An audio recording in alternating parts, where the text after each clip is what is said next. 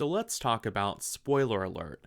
This is a new romantic drama film that's playing in theaters right now, and I will say just right off the bat, I think this is the best romantic film that I have seen in 2022. It's directed by Michael Showalter, who directed films like The Big Sick and The Eyes of Tammy Faye, and it stars The Big Bang Theory's Jim Parsons, as well as Ben Aldridge, who you might recognize from TV shows like Fleabag or Pennyworth. Now, this is based on a true life story that was contained in the memoir by Michael Ausiello. Spoiler alert, the hero dies. And with that, both the book and the movie get the most tragic part of the story, that it focuses on a man who is in a relationship with another man who is dying from cancer out of the way from the get-go.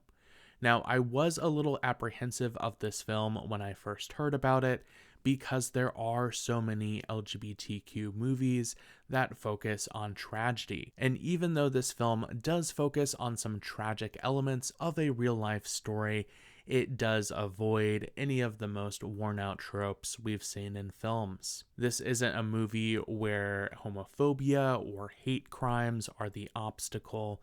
It is ultimately a film where human mortality is the main obstacle, and with that, it is a human-centric story about love persevering through trying circumstances. Jim Parsons plays Michael Ausiello, who is a TV-obsessed journalist that in real life founded the website TV Line. Throughout the film, Jim Parsons' character sees his life as a series of flashbacks through a fictional sitcom that looks like it takes place in the 70s or 80s. He is someone who dealt with some of his own personal tragedies when both of his parents died when he was young. Now, as an adult, he is a hardworking person who stays late at the office and doesn't seem to have much fun. Now, one night, one of his coworkers convinces him to go out. He decides that he's going to do it, and he meets a guy named Kit, played by Ben Aldridge, at a bar. They end up having a hookup together, and that over time blossoms into a romantic relationship. Kit is a bit more sexually adventurous than Michael, and a little less relationship focused as well. They do end up having the same kind of struggles that any other couple would have, and it doesn't present a rosy or sugar-coated image of their relationship. One of the more complicated elements of their relationship is that Kit is not out of the closet to his parents, and things get especially complicated when Kit is diagnosed with a rare form of cancer. The film highlights their different struggles as they weather through these challenges in their relationship. Now, beyond Kit's cancer diagnosis, this isn't a film that has just these epic level conflicts. You're not going to see sweeping drone shots as they kiss on the Brooklyn Bridge or anything like that.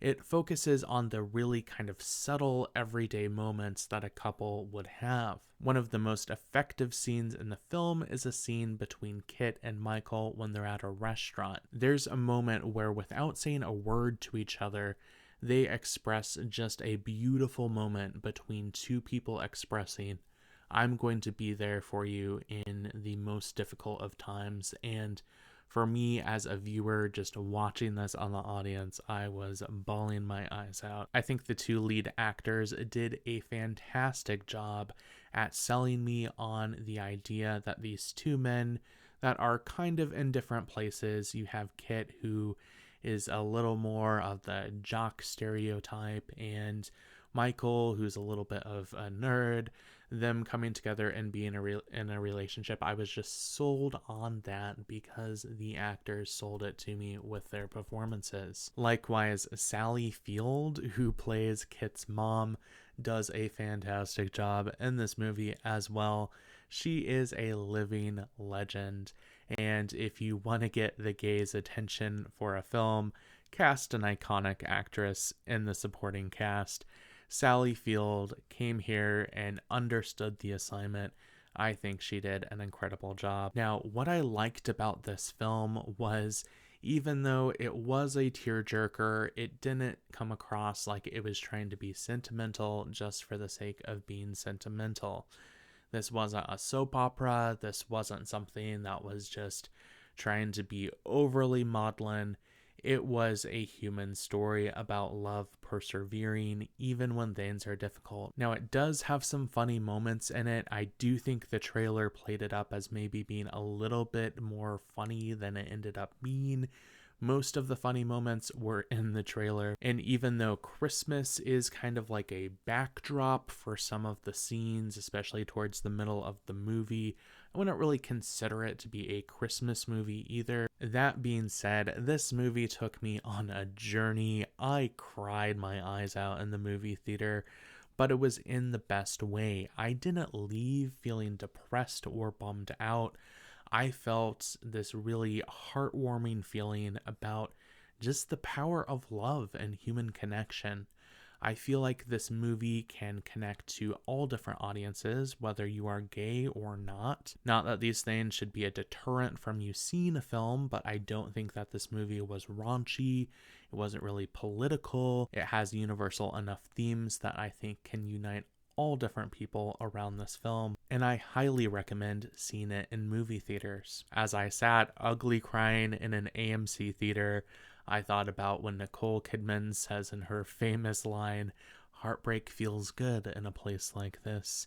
And I was like, you know, Nicole, you're right. So go see this movie when it's in theaters. It will probably come to streaming eventually, but I do recommend going and seeing it early. It is a fantastic film, and I think it is definitely worth a trip to the theater.